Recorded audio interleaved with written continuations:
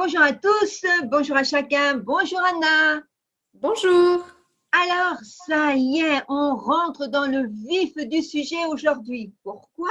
Eh bien, le tabernacle est construit. Il est monté, il aura fallu du temps et du travail, n'est-ce pas, pour faire chaque objet dans le détail prescrit par le Seigneur. Mais nous y sommes. On va pouvoir commencer la visite. J'ai hâte, Anna. Je vois bien que tu as hâte. Et C'est toi je qui reconnais bien là ma petite Françoise, ma chère Françoise, tout feu, tout flamme, toujours partante. Eh bien, allons-y, commençons cette visite. Nous allons faire le tour de l'enceinte. l'enceinte. Euh, Comment ça, l'enceinte? Non, mais où est l'attente de la rencontre? C'est elle qui m'intéresse, Anna. Je comprends ton étonnement, ton désarroi, Françoise, mais que, que dire? Quoi? Il y a Mais, une mais, enceinte. mais enfin, Anna, on parle du Seigneur qui plante sa tente au niveau de celle de son peuple pour venir habiter avec eux. Et là, on découvre qu'il a prévu une enceinte, une barrière. Bah, il ne manquait plus qu'il y ait un péage pour entrer alors. Mais non, je comprends, tu as bien raison, ça paraît contradictoire. Mais n'oublie pas ce qu'on a dit la dernière fois.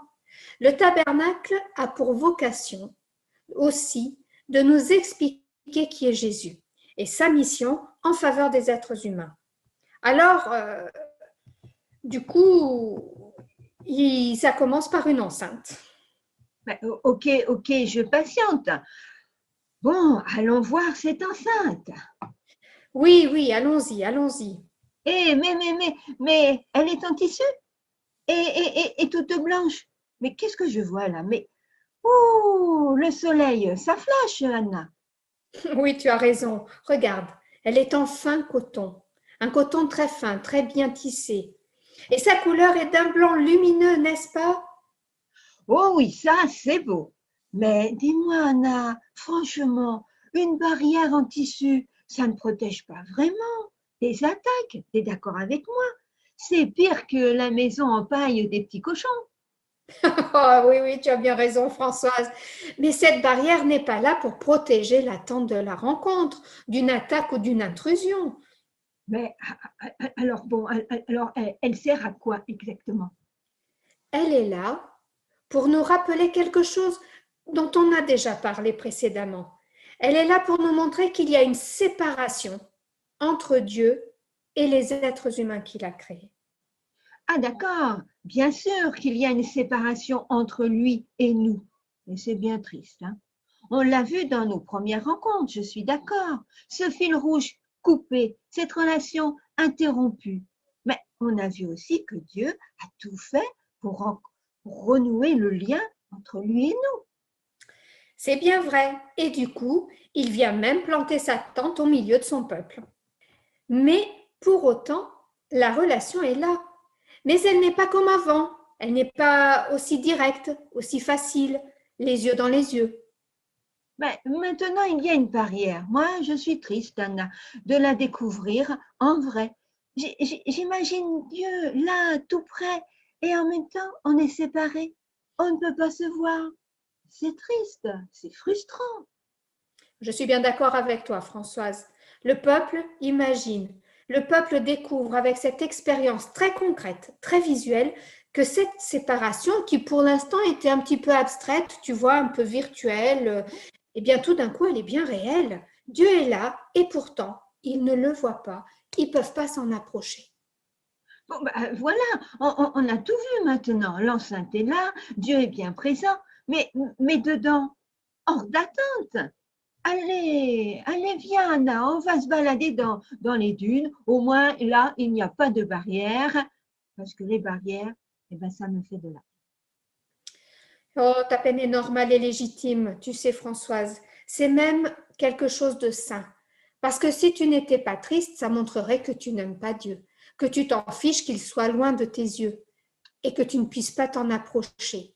C'est à cet objectif aussi, nous toucher au cœur, nous montrer que si on veut, on peut avoir, Dieu peut nous manquer. Eh bien, cette peine, je pense que Dieu la ressent aussi. La sienne peut être certainement encore plus grande que la nôtre.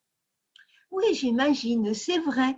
Mais elle est vraiment haute, hein, cette barrière. Impossible de sauter par-dessus. Ah bah tu m'étonnes. Elle est haute en effet. Elle mesure un peu plus de 2,50 m. Tu vois la hauteur d'un plafond. Bon, ben, ok, elle est infranchissable, c'est affreux. Je ne pourrai jamais rencontrer le Seigneur.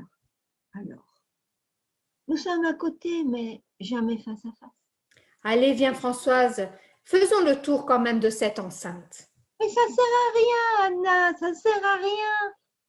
Allez, tu perds rien à venir. Et puis comme ça, tu peux voir qu'il n'y a pas que du tissu de coton blanc, hein.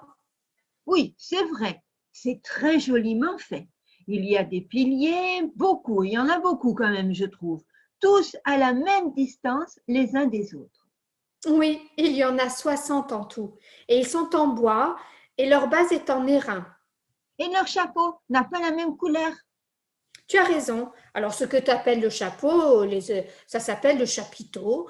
Et puis, en effet, il est en argent. Et comme je te disais, il y en a 60 en tout. Ben dis donc, c'est vrai, tout cela est beau, je le reconnais. Oui, c'est beau. Le blanc du coton, tu vois, nous rappelle la pureté. Cette couleur contraste, regarde, contraste avec le désert environnant. Elle montre la différence de nature entre notre monde et celui de Dieu, et Dieu lui-même. Euh, mais continuons d'avancer, veux-tu? Oui, mais tu sais, j'ai bien compris qu'il y a un poteau l'un après l'autre. C'est très régulier et on ne peut rien voir entre les poteaux et le tissu, tout est caché. On arrive au bout de la longueur et je suis désolée, Anna, c'est long quand même. Et oui, c'est long. La longueur fait à peu près 500 mètres de long. Et la largeur, la moitié, 250 mètres, tu vois. Bon, ben écoute, allons découvrir ça. Oh, mais qu'est-ce qu'il y a là? La couleur a changé. Ce n'est pas, ce n'est plus tout blanc. Pourquoi? Ah bah tu vois que ça valait le coup de faire le tour. Eh, mais c'est quoi ça? Je veux savoir. Bah je sais pas, on dirait une porte. Une porte? Mais il n'y a pas de clé.